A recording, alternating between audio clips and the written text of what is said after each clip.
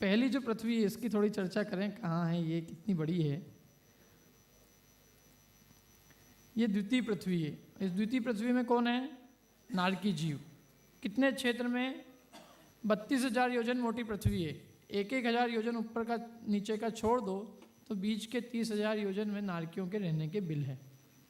अब इसके बाद में 1 राजू ऊपर जाने पर पहली पृथ्वी है जिसकी कुल मोटाई इतनी है। कितनी है?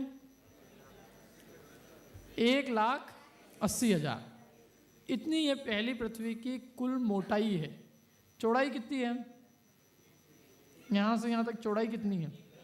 1 राजू। और गहराई कितनी है? 7 राजू। माने 7 राजू गहरी, 1 राजू चौड़ी और 1,80,000 योजन मोटी। इतनी पृथ्वी है ये पहली पृथ्वी। अब इस पहली पृथ्वी के 3 हिस्से हैं। सबसे नीचे के हिस्से का नाम है अव्यबहुल भाग, बीच के हिस्से का नाम है पंक भाग और ऊपर के हिस्से का नाम है खर भाग। तो जो नीचे का भाग है अव्यबहुल भाग, जो कि 80,000 योजन का मोटा है, उसमें प्रथम नरक के नारकी रहते हैं। जो मध्य का भाग है 84,000 योजन मोटा, उसमें असुर कुमार जाति के भवनवासी देव और राक्षस जाति के व्यंतर देव रहते हैं। जो ऊपर का खर भाग है जो कि 16,000 योजन मोटा है, उसमें 9 प्रकार के भवनवासी और राक्षस को छोड़कर शेष 7 प्रकार के जो व्यंतर देव हैं वो यहाँ पर रहते हैं। माने जितने भी भवनवासी है और व्यंतर है उनका निवास स्थान भी अधोलोक में है। लेकिन वो अधोलोक नरक के अंदर नहीं है। नरक जहाँ यहाँ नरक है ना, नरक के ऊपर है बस। ये जहाँ पहला नरक है उस पहले नरक के ठीक ऊपर ये जो 2 भाग है, खर भाग और पंक भाग, इन दोनों भागों में भवनवासी और व्यंतरों के रहने के निवास स्थान बने हुए हैं। हम लोगों ने कभी अकृत्रिम चैत्यालयों की पूजा की हो तो अकृत्रिम चैत्यालय की जो गिनती आती है उसमें अधोलोक में भी अकृत्रिम चैत्यालयों की गिनती आती है। कितने कुल अकृत्रिम चैत्यालय कितने हैं? किसी को याद है अकृत्रिम चैत्यालय कितने हैं? 8,56,97,481। उसमें से 7,72,00,000 तो अधोलोक में है। क्या 8,56,00,000 कुल अकृत्रिम चैत्यालय, उसमें से 7,72,00,000 तो कहाँ है? अधोलोक में। अकृत्रिम किसे कहते हैं? कृत्रिम किसे कहते हैं? अकृत्रिम चैत्यालय माने क्या? माने जिन चैत्यालय को किसी ने नहीं बनाया। जैसा अपना आत्मा अनादि निधन है, उसको किसी ने नहीं बनाया है, उसी प्रकार जिन चैत्यालयों को किसी ने नहीं बनाया, अनादि से अनंत काल तक रहने वाले हैं, उनको कहते हैं अकृत्रिम चैत्यालय। ऐसे अकृत्रिम चैत्यालय गिनती वाले 8,56,97,481 है और बिना गिनती वाले असंख्यात है। ये जो 8,56,97,481 की जो गिनती आती है, ये सब पब्लिक चैत्यालय है। पब्लिक माने सबके दर्शन के लिए। और प्राइवेट चैत्यालय जो हर एक के विमानों में है, जितने भी ज्योतिषी हैं उनके प्रत्येक के विमान में एक एक अकृत्रिम चैत्यालय और है। तो ऐसे अकृत्रिम चैत्यालय जो प्राइवेट है अपने अपने विमानों में, उनकी संख्या कितनी? असंख्यात। जितने ज्योतिषियों के विमान हैं उतने ही अकृत्रिम चैत्यालय हैं जिनकी जो असंख्यात की गिनती में है। बाकी ये जो है 8,56,00,000, ये ऐसे अकृत्रिम चैत्यालय हैं जिनका एक तो अत्यधिक विस्तार है, मतलब अच्छे बड़े हैं, और दूसरी बात ये सबके लिए ओपन है। माने दर्शन आदि के लिए सबके लिए खुले हैं। अपने अपने विमानों में नहीं हुए हैं या अपने अपने भवनों में नहीं है। अपने अपने भवनों और अपने अपने विमानों में न होकर ये पूरे एक एक चैत्यालय है वो मानो सबके लिए दर्शन के लिए खुला आमंत्रण देता है, कोई निजी क्षेत्र में नहीं है। और इनका अच्छा विस्तार है। बाकी जो असंख्यात जो चैत्यालय है वो उनका इतना विस्तार भी नहीं है। तो 8,56,00,000 में 7,72,00,000 कहाँ गए? खर और पंक, इसमें खर भाग में और पंक भाग में। जहाँ असुर कुमार रहते हैं, असुर कुमार आदि भवनवासी देव और व्यंतर आदि राक्षस आदि जो व्यंतर देव रहते हैं, वहाँ पे अकृत्रिम चैत्यालय। अब हम लोग कहाँ रहते हैं, सबसे मेन चीज़ तो ये है। ये सब लोग तो जहाँ रहते हो रहते हो, अपने को क्या लेना देना। अपन तो अपन जहाँ रहते हैं वहाँ की बात करें। तो हम लोग ये जो पहली पृथ्वी है जो कि 1,80,000 योजन मोटी है, इस पहली पृथ्वी के ऊपर रहते हैं। माने जिस पृथ्वी पे हम रहते हैं, यदि कोई उसको खोदे और खोद के चाहे कि मेरे को नरक दिख जाए, जीते जी, पिक्चर में नहीं जीते जी, तो उसको नरक देखने के लिए कम से कम कितना नीचे जाना पड़ेगा?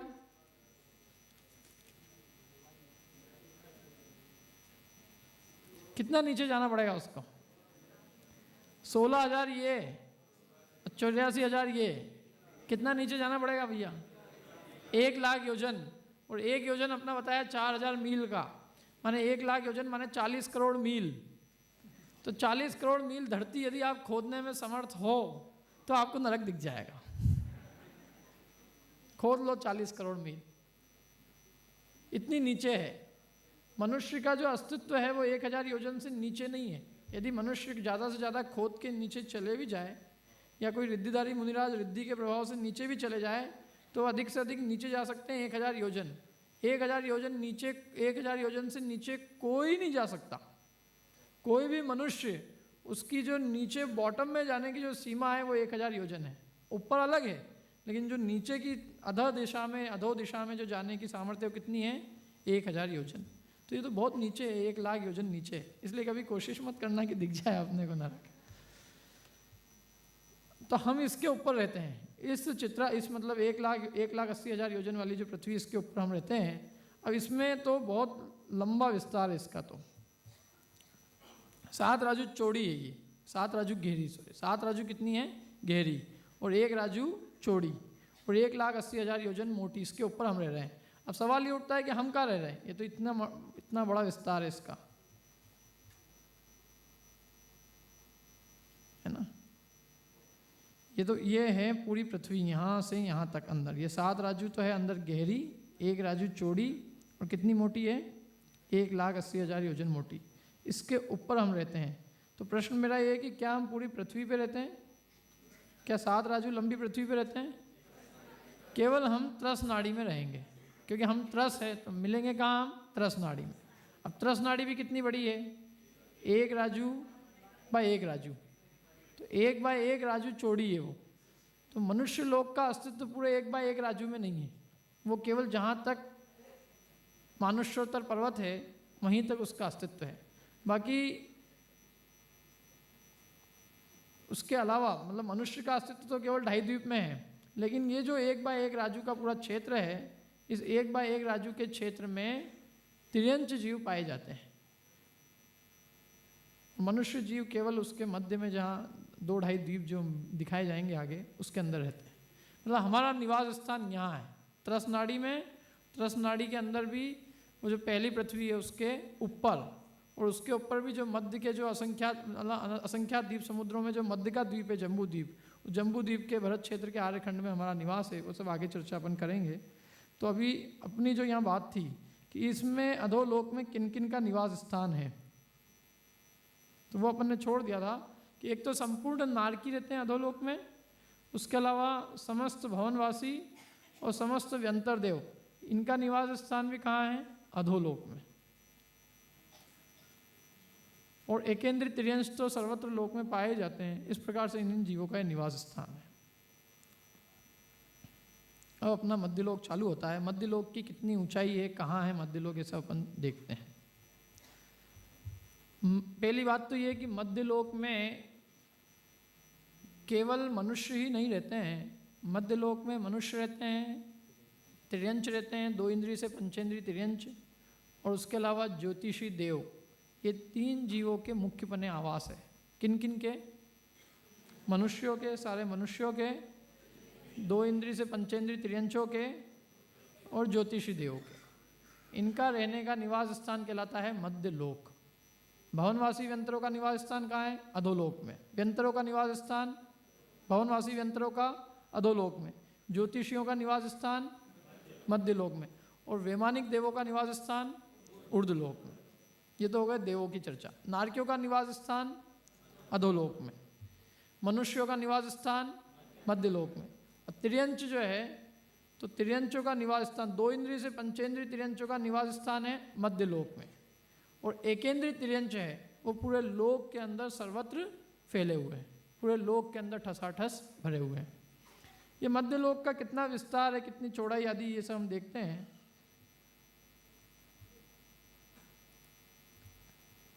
इसका विस्तार कितना है।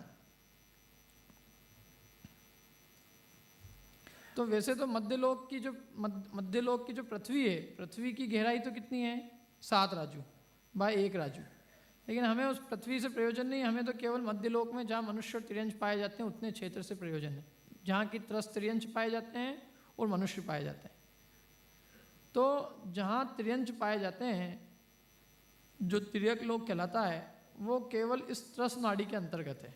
और त्रस नाड़ी का विस्तार कितना है 1 राजू बाय 1 राजू। ये इसकी चौड़ाई है और मोटाई है 1 बाय 1 राजू। अब इसकी ऊंचाई के बारे में प्रश्न आता है कि मध्यलोक की ऊंचाई कितनी है, ये मेन चीज़ है। और ये मध्यलोक की ऊंचाई कहाँ से मिलेगी, क्योंकि अधोलोक की ऊंचाई तो अपन ने ले ली 7 राजू, ऊर्ध्वलोक की ऊंचाई भी यदि अपन ले लेते हैं 7 राजू, तो पूरे लोक की ऊंचाई कितनी है 14 राजू। तो फिर मध्यलोक की ऊंचाई कहाँ जाएगी। ऊर्ध्वलोक को भी 7 राजू मिल गए, अधोलोक को 7 राजू मिल गए, 14 थे और 14 के 14 बढ़ गए, तो मध्यलोक को तो कुछ बचा ही नहीं। तो ऐसा है, अधोलोक की ऊंचाई तो पूरी 7 राजू है, लेकिन ऊर्ध्वलोक की ऊंचाई पूरी 7 राजू न होकर जितनी मध्यलोक की ऊंचाई है उतनी कम 7 राजू है।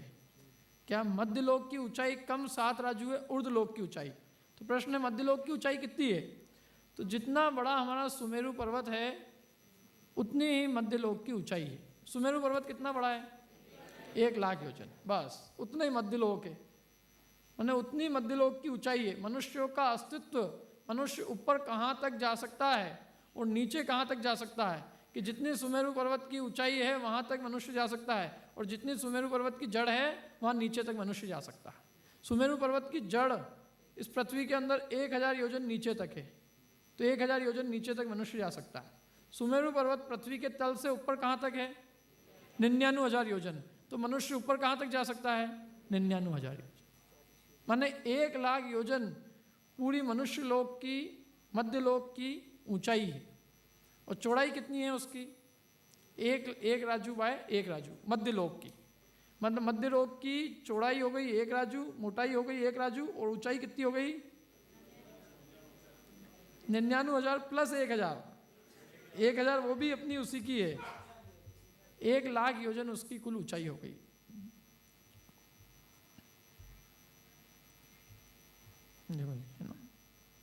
लंबाई 1 राजू, चौड़ाई 1 राजू, ऊंचाई कितनी होगी उसकी 1,40,000 योजन। जो चूली का ली वो अपन ने वो 40 योजन, उस 1 लाख के सामने कुछ चीज़ ही नहीं। इसमें क्या क्या रचनाएं हैं, तो इसमें असंख्यात द्वीप समुद्र है।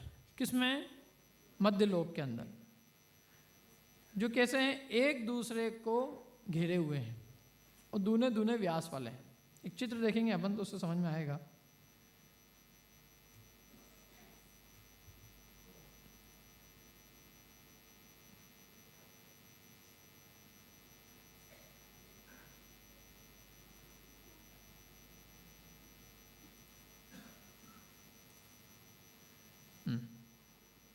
यह है आपका मध्यलोक का चित्र। इसमें इतना ही है कि इसके अंदर ऊंचाई नहीं दिखाई गई है, ये 2 डायमेंशनल पिक्चर है। चौड़ाई और मोटाई वो तो इसमें दिखाई है, लेकिन ऊंचाई कितनी ये इसमें आपको नहीं दिखेगी। ऊंचाई तो हमने बताई अभी, कितनी ऊंचाई है उसकी 1 लाख योजन उसकी ऊंचाई हो गई। और ये इसकी 1 बाय 1 राजू चौड़ा है, 1 राजू चौड़ा और 1 राजू मोटा। जो अपन यहाँ से देखते हैं, इधर से देख रहे हैं ना, तो ये 1 बाय 1 राजू का जो एरिया बनता है प्लॉट एरिया, उस प्लॉट एरिया का पिक्चर है। और जो उसकी हाइट है वो उसके अंदर नहीं दिखाई है, ये 1 बाय 1 राजू का पिक्चर है। 1 बाय 1 राजू के अंदर क्या क्या चीज़ें हैं उसका ये पूरा चित्र है। तो इसमें गोल गोल एक दूसरे को घेरे हुए असंख्यात द्वीप समुद्र है। और सबसे अंत में फिर ये 4 कोने हैं, 1 2 3 4। जैसे हमारे पास में कोई चौकोर वस्तु हो, स्क्वायर कोई चीज़ हो, और उसके ऊपर यदि हम मंडल जी मांडें, तो मंडल जी गोल गोल मांडते हैं ना, तो गोल गोल मंडल जी मारने के बाद में उसके बाद में 4 कोने बच जाते हैं। ऐसे ही इस मध्य लोक के अंदर गोल गोल तो असंख्यात द्वीप समुद्र बहुत है, और अंत में जो अंतिम द्वीप है, अंतिम समुद्र है, उसके बाद में 4 कोने ये बच जाते हैं। ये 4 कोने, ये पूरा मध्य लोक का पूरा मतलब पिक्चर है ओवरऑल, कि इसमें गोल गोल असंख्यात द्वीप समुद्र हैं और अंत में 4 क्या हैं, कोने। सबसे बीच में ये थाली के आकार का जम्बू द्वीप है, जिसका विस्तार कितना है, 1 लाख योजन। 1 लाख योजन माने कहाँ से कहाँ तक का, यहाँ से यहाँ तक का 1 लाख योजन, ये जम्बू द्वीप का कुल विस्तार। फिर इसको घेर के जो समुद्र है उसका विस्तार इससे दुगना है। यदि जम्बू द्वीप यहाँ से यहाँ तक 1 लाख है, तो लवण समुद्र यहाँ से यहाँ तक कितना है, 2 लाख। केवल इतना, यहाँ से यहाँ तक, बस ये 2 लाख है। और इसको घेर के जो धातकी खंड द्वीप है वो यहाँ से यहाँ तक कितना है, 4 लाख। ऐसे इसको घेर के जो कालोदधी समुद्र है वो यहाँ से यहाँ तक 8 लाख, और इसको घेर के पुष्करवत द्वीप है यहाँ से यहाँ तक कितना है, 16 लाख। लेकिन चूंकि मध्य में, पुष्करवत द्वीप के ठीक मध्य में गोलाकार एक पर्वत पड़ा हुआ है जिसका नाम है मानुष्योत्तर पर्वत, तो इसलिए इस पुष्करवत द्वीप की आधी ऊंचाई, आधी चौड़ाई यदि देखें तो कितनी निकलेगी, 8 लाख। मतलब 8 लाख मानुष्योत्तर पर्वत के उस ओर है और 8 लाख इस ओर है। इस प्रकार से 16 लाख पूरी पुष्करवत द्वीप की चौड़ाई।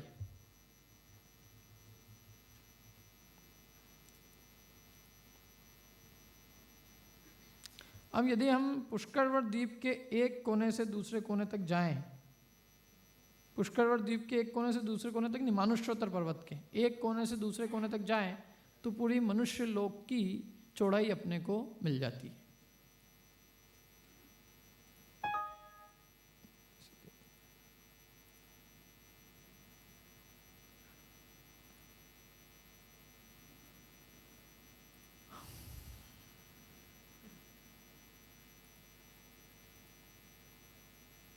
कहाँ से कहाँ तक मिलेगी, मनुष्य लोक कहाँ से कहाँ तक है, यहाँ से यहाँ तक। कितना है ये, 45 लाख योजन। अपन देखते हैं अभी कैसे 45 लाख योजन निकलता है।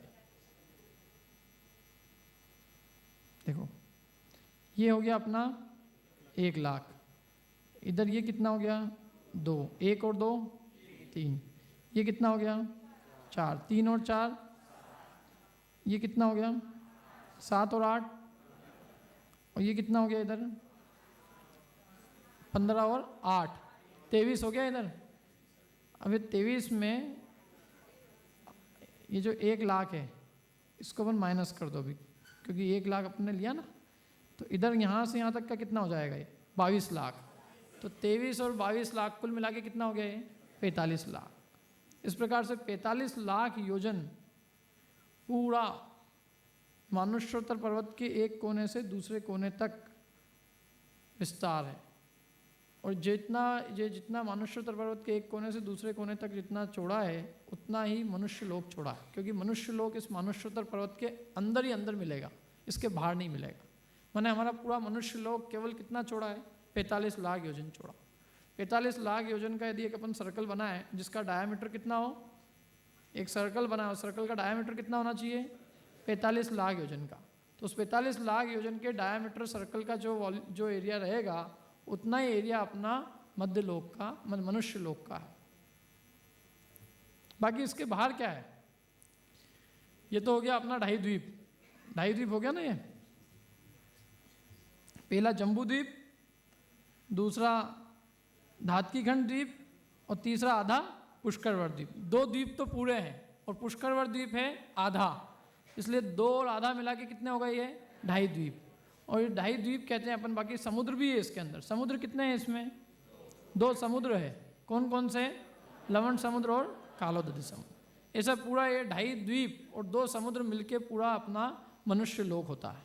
अब इसके बाहर क्या है, आधा 2.5 द्वीप के बाहर मानुष्योत्तर पर्वत के बाहर की क्या रचना है और कौन रहते हैं वहाँ पे। पुष्करवत द्वीप के बाहर में आधा, मानुष्योत्तर पर्वत के बाहर में आधा पुष्करवत द्वीप है, पुष्करवत द्वीप के बाद में फिर अगला समुद्र है, फिर उसके बाद में द्वीप है, फिर समुद्र है। अब उनके क्या नाम है, क्या और उनमें कौन रहता है, इसकी थोड़ी सी चर्चा अपन देखते हैं।